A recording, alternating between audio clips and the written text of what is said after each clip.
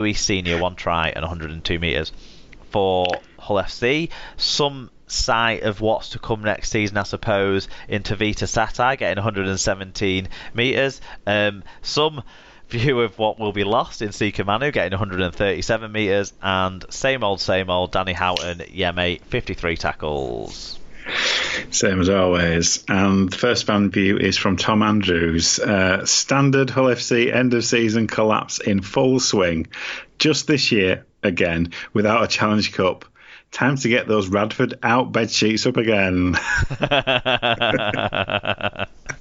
Always keep them on standby. You never know when they might come in handy. Paige said, "What a shower of shit. Huddersfield completely deserved that win. Don't know what's going on in the Hull FC camp, but they have a poor attitude. They're not playing for one another. It's just everyone going for glory. Can't defend, and we never looked like even scoring with 3 sets on their line. Massive game next week. Big exclamation mark." Yes. Always in our shadow says, same shit, different week. If FC were your wife, you'd divorce her. No heart, no backbone, no idea. An ordinary giant team made to look quality. I think we're going to get, review of the week credentials there on that one for that line. It's leading so far. EFC 78JU said, "Great result for Huddersfield Giants, as Hull FC could have gone near Warrington Wolves in the chase for the playoffs." Well, they could have gone ahead of Warrington Wolves in the chase for the playoffs, EFC, so you'll be thanking the great result for Huddersfield Giants. Yep, and last one on this one from Joshua's granddad says, poor decision making with clear overlaps, very confusing. Very confusing refereeing call denying Giants try meant FC were able to keep the score down to 12-22. Otherwise, we could have been looking at another 40-point mauling. Soft defence out wide, little go forward down the middle. Connor proving he's not the 6 he thinks he is. Bring on the 5th place playoff against the Tigers. Some very, very pessimistic FC fans there, and a gloating KR fan. And I can sort of read. I mean, it's clear in Joshua's granddad's review there, but also it's kind of an undertone in the other ones, I suppose, as well. Certainly talking about maybe players not playing together and that sort of stuff. Jake Connor kind of feels like a player who is not out for all the glory, because he does set up tries with outrageous flick passes and those sorts of things, but he's not gelling with his teammates at the moment. I feel like that's a big factor in kind of their creativity woes, because Mark Sneyd, whilst he's a capable halfback who can create and certainly can put a pinpoint kick in or two, he isn't electrifying. And you've always expected the electricity to come from whoever partners him, be it Kelly or Connor. And Connor, at the start of this year, was good in the halves when he had to play there. Then he was great in the centres when he had to play there. I don't understand it with Hull FC. It does seem like Huddersfield were always just a bit ahead of them in this game, even though they went in at half-time behind. They were playing. They were threatening more, and going back to the spine he started the season with, and the experience in the half-backs, the talent at the full-back. I mean, Darnell popped up with a try assist on both wings, which, you know, shows his range of play and that sort of stuff. I think he's such a talented kid. He obviously was one of the star men. Gaskell gets pulled out as a player who ran the show again. You know, his running game gets to come into play a lot more, I think, when he's closer to the ruck. When he's first or second receiver, it kind of feels intuitively like his running game should be better when he's coming as the third man in that passing play. But he's not. It's the outrageous length of his limbs that mean his dummies are so effective. And you kind of see that. You know, he broke through the whole defence a couple of times. That kind of sets up field position, and it's not always that he's the man delivering the final pass, even at standoff. But he's not the usual player you play against in the modern Super League game, I don't think, in the sixth position. Most sixes are just, and sevens are kind of interchangeable, or have been in recent years. I think we're starting to see a shift now back towards a first and second receiver, and I think Frawley and Gaskell is a first and second receiver situation. And we've got to credit Frawley, I suppose, but Clough and Matungi get good write-ups as well in the reviews I've read for the Giants setting a platform. And actually, against Taylor, Payer, Bowden, Ellis, that's their first choice front row for prop forwards for Hull FC, and Clough and Matungi definitely took it to them, and young Kirby off the bench got praise from his coach as well. So all around, I think positives for the Giants. They've finally got that monkey off their back. They've finally got another win. Hull FC can't seem to do anything against these Giants. No, they haven't had a good run with them this year. I mean, for me, it's interesting, isn't it, that Wolford was trying something potentially, but he maybe he was trying to get players to do things that they just weren't comfortable with, and that kind of led to their poor run. And actually, when players slot back into positions they're comfortable with, I mean, Gaskell was always best at 6 when he played for us. 6 was his best position, even though we made the same mistake that a lot of teams make in terms of just because he can play everywhere doesn't mean that he should. And 6 is his best position because he does create matchup problems. The issue is a massive turnstile in defence. Whereas at the back, he can cover the ground and make a cover tackle. You can't really do that at standoff. You've got to tackle in the line.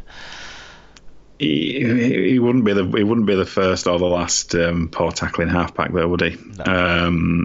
So you just need to make sure that you're accounting for him. And well, it's the proof of the pudding's in the eating, isn't it? And a vital win for Huddersfield. But God, from FC's point of view, it mattered. It was a big game against a team that was woeful in terms of its form, playing at home, and you turn in that kind of shite. I don't understand that. It's a bit worrying, and it talks about Hull FC's home form is worrying. I mean, the fans should in a way be hoping to get into that playoffs in 4th or 5th position because they've been better on the road at times, certainly in crunch fixtures. So that throws forward into our predictions later on and what we might talk about there. But yeah, worrying for them. When you talk about highlight moments, Hull FC obviously got their bright spot of the game early doors. The Shaw try from a really good break down the right hand side, kicked back inside by young Jack Logan, who was playing in place of Ratu Nolongo. So didn't have that rampaging stride that Nolongo would have had to score it himself. But nice kick, very favourable bounce, good support play by Jamie Shaw, who looked the threatening player for Hull FC in the first half. I just don't know if he got enough position and possession in the second half to have any strike effort. In a way, even though it was a little bit of a scrambly moment and that sort of stuff, I'd give the real highlight moment of the game, the moment of the match, to Matt Frawley. I mean, he loves a dummy. Most of them go nowhere. This wasn't a dummy. This was pure fight and effort and determination from a player who wants to prove something to himself, to his coach, to his supporters, and needed to prove something because frankly he's not been good enough, has he, this year? But all the team got around him in that moment. He beat all the Hull players to the ball. He showed great bravery, determination. Sika Manu was wildly swinging a boot towards the ball, and well done to Matt Frawley. You've got to give him credit in that moment of the game, so I'll give him the highlight moment of that match. Yeah, it's hard to argue against Scholl's kind of try, though, isn't it? As a individual, well, not as an individual, but as a sum of its parts, it probably was the highlight moment. But that's probably about as good as it got. Yes, for sure. What about the other game on Friday night? Jesus Christ! Do I have to talk about this game? I can't believe this is the game that got the double-page spread in the League Express. Because how did you write 2 pages on it? Anyway. What was it? For those who don't know. Who wrote the match review? Tom Smith. Well done, Tom. That's a sterling effort. Anyway, this one, It was St Helens against Castleford. It was the same score at half-time and at full-time. It was 4-0 to the Saints. 10,315 were there to watch this dross, and James Child was the man in charge. The stats, remarkably, have Castleford making 10 breaks to 1 by Saints, which presumably is the try. Cass made more meters, more tackle busts, fewer handling errors. I don't remember that, but I'll believe you.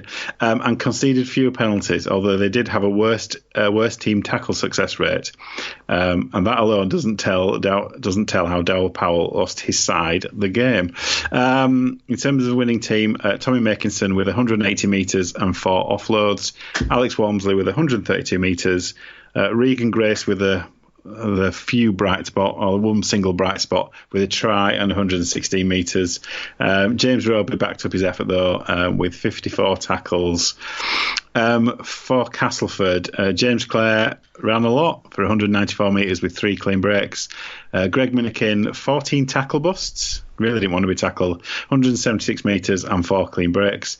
Jordan Rankin with 7 tackle busts and 189 metres. Chase Blair with 8 tackle busts and 145 metres. Chase Blair is utterly determined to have a naked run around the Mendenhall jungle. He don't want to score, does he? It's all I can think. Anyway, we start with Ron Hoof, and I don't know if this is a genuine one or a parody one. I've got to say, but thanks for getting in touch, Ron, and setting the tone on this one. He says, Eamon's right, these refs and their little fat controller are crap. The only way my beloved Saints can get a fair shake in the grand final is if lovely old Stan Wall comes out of retirement. Come on, you Saints, ignore the doubters and bring it home. Fuck the RFL, etc. With musical tones. I was supposed to sing that, I suppose. No, Eamon will do that for you. So EFC 78JU says, congratulations to Saints on retaining the League Leaders Shield and winning their first trophy of the season, but you won't win anything else. It was only 4-0 and Cast Tigers have the worst defence in the league. Against Saints, and they have not got Lachlan Coote as he was dropped after a cup final nightmare. I think it was a recognition that he's still injured, EFC. But he probably wasn't fit, yeah. Nice strong words there. I think EFC might be really getting built up by the Warrington Twitter account because he's on top of this just like their social media game, isn't he? Good stuff. St David said, obviously tired and psychologically bruised after the cup debacle, Saints restored the brilliant defence that will win the league by at least a record 12 points. Yep, fair to mention. Cass could still be playing now and wouldn't have scored. Now to restore our attacking verve. Sadly, Eamon venting his understandable anger in public does us no favours. Onwards to Old Trafford. Bring it home, boys. You're not there yet. And I want to check, was this definitely from Rob? Because it doesn't sound like him. Yeah, it was. Yeah, it was. What a performance. Honestly, this is all I heard for fucking 53 laps about how their defence is going to win them all the way to Old Trafford. But anyway. What a performance. Only 4 points conceded away against the runaway champions. I can't wait for the playoffs to see more top defence. Hashtag positive rugby league. Are we going to talk about the star players in this game? Nope. I mean, are we going to talk about any highlight moments? Nope. Nothing to talk about. Awful game. Absolutely goddamn awful. Worst game I've seen this year by some distance. I couldn't believe that actually Cass made fewer handling errors because it didn't seem like that. It felt, but perhaps they only made a handling error after they'd made a clean break because the stats would suggest that. Yeah, awful. In terms of the rugby, the single biggest difference in this game was the Cass wingers had no real pace or confidence to attack their opposite number, whereas Regan Grace got one opportunity and delivered, and congratulations to him as his star keeps rising, his credibility keeps building. But no, Saints made something. You got to remember, Wellesby dropped a couple of clangers at the back. Is prone to them. It's the one area I think he needs to work on. But yeah,